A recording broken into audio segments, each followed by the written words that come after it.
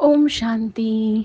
आज बाबा की फ्राइडे की मुरली में बाबा ने सबसे पहली बात बताई है कि जैसे ना कई फीमेल्स होती हैं जिनको ज्ञान सुनने या उस रास्ते पर चलने के लिए बहुत रोका जाता है। इनफैक्ट शुरुआत में जब ब्रह्मा कुमारी संस्था शुरू हुई और आज तक भी आप सभी कोई ना कहीं से सुनते ही रहते होंगे कि यहाँ जो जाते हैं उनका घर छुड़ा दिया जाता है। मतलब ऐसे बहुत सारी अफवाहें या भाई बहन बना देते हैं यहाँ। तो ऐसा बहुत अफवाहों की वजह से अभी तक भी ऐसा होता है कि उनको टॉर्चर किया जाता है, कि वायलेंस होता है उनके ऊपर, कि मारेंगे, रोकेंगे, कि तुम्हें नहीं जाना।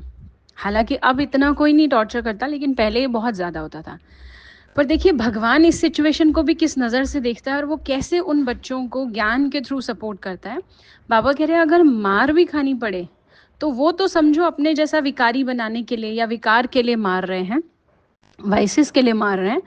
क्योंकि कई बार ना ये चिंता नहीं होती है कि हम वहाँ जाएंगे तो हम वहीं के होके रह जाएंगे।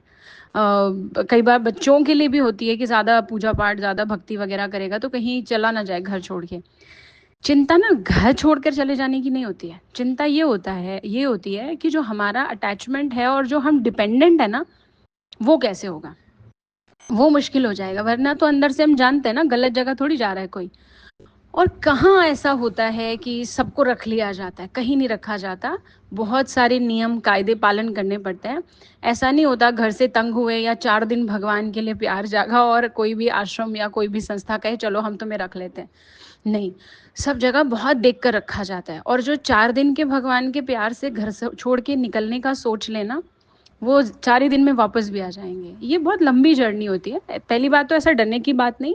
और अगर कोई भगवान के रास्ते पर चल रहा है तो कभी भी उसको रोक कर अपना पाप नहीं कमाना चाहिए। बहुत गलत है ये।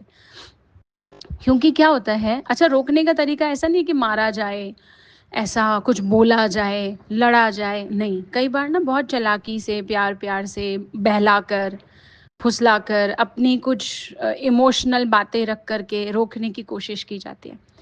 तो सबसे बड़ी बात तो किसी को भगवान के मार्ग पर चलने से रोकना, ये अपने आप में एक पाप है। दूसरा, जिसको रोका जा रहा है, आज बाबा उसको समझा रहे कि अगर मार भी पड़े तो सोचो तुमको तो मार देकर भगवान की याद दिला रहे, क्योंकि तुम्हें तो भगवान याद आएगा।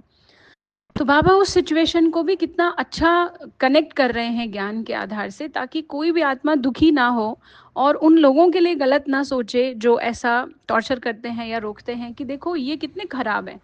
बाबा कह रहे हैं नहीं, सोचो ना, वो तुम्हें याद दिला रहे हैं, भगवान को याद करो, इसलिए मार पड़ रही है तो कितनी अच्छी बात है।